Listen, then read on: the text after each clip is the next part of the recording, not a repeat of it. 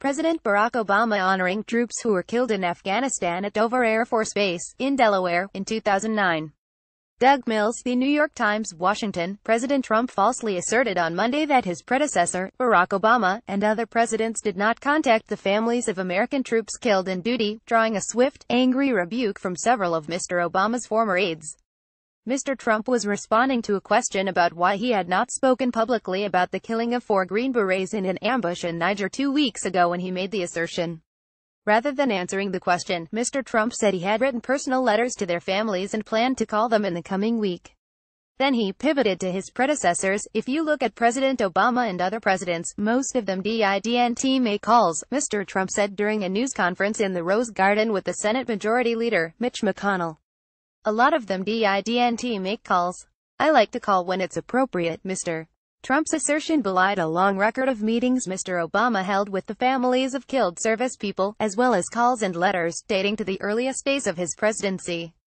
Before he decided to deploy 30,000 troops to Afghanistan, Mr. Obama traveled to Dover Air Force Base in Delaware to greet the caskets of troops. While Mr. Obama's former staff members have grown used to Mr. Trump's gibes about the failure of the Affordable Care Act or the disastrous Iran nuclear deal, they lashed out at his remarks on Monday with unusual bitterness. This is an outrageous and disrespectful lie even by Trump standards, Benjamin J. Rhodes, a former deputy national security advisor to Mr. Obama, posted on Twitter. Also, Mr. Rhodes added, Obama never attacked a Gold Star family. That reference was to the public feud Mr. Trump began with the parents of a Muslim American soldier, Humayun Khan, who was killed in Iraq in 2004. The soldier's parents, Khizr and Ghazala Khan, appeared at the Democratic National Convention in 2016, where Mr. Khan criticized Mr. Trump.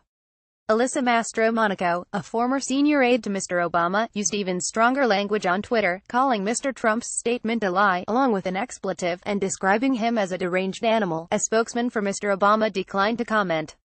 Several former Obama administration officials recalled the former president's walks through Section 60 at Arlington National Cemetery, where the dead from Iraq and Afghanistan are buried, his visits to the wounded at Walter Reed National Military Medical Center, and the time he spent with families of the fallen at the White House and around the country.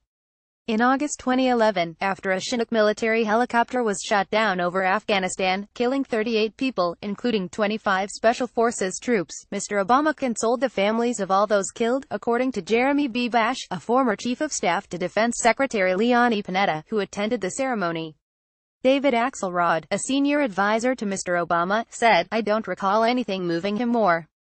He saw it as his duty to console them as best he could and thank them on behalf of the nation, but several officials said it was not always realistic to expect presidents to call the families of every fallen soldier.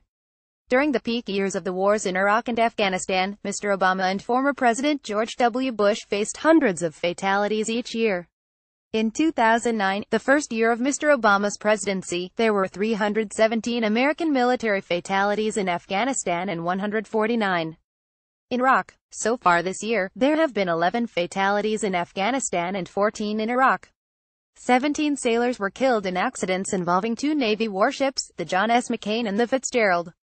In the Niger episode, 3 American soldiers were killed while on patrol on the border between Niger and Mali this month. The body of a 4th American soldier was recovered later. While he did not explain why he had not called their families, Mr. Trump said he had written letters to the family members over the weekend, which he said would be mailed later in the day or on Tuesday. He said he also planned to call them. I felt very, very badly about that, he said. The toughest calls I have to make are the calls where this happens. Soldiers are killed. It's a very difficult thing, he said. Now, it gets to a point where, you make 4 or 5 of them in one day. It's a very, very tough day. For me, that's by far the toughest, a senior official said. Mr. Trump had planned to speak sooner to the families, but the White House had to wait until the Pentagon's paperwork was completed. Pentagon officials said the military's Africa command was putting together a detailed timeline of the attack and of the response by French helicopters that first provided air cover for the badly outnumbered American and Nigerian forces, and eventually medical evacuation. On Monday, Senator Jack Reed of Rhode Island, the ranking Democrat on the Armed Services Committee, joined a growing chorus calling for a review of the circumstances leading to the ambush. After he answered the question about his response to the attack, Mr. Trump was pressed later in the news conference about his claim that Mr. Obama had never called bereaved families.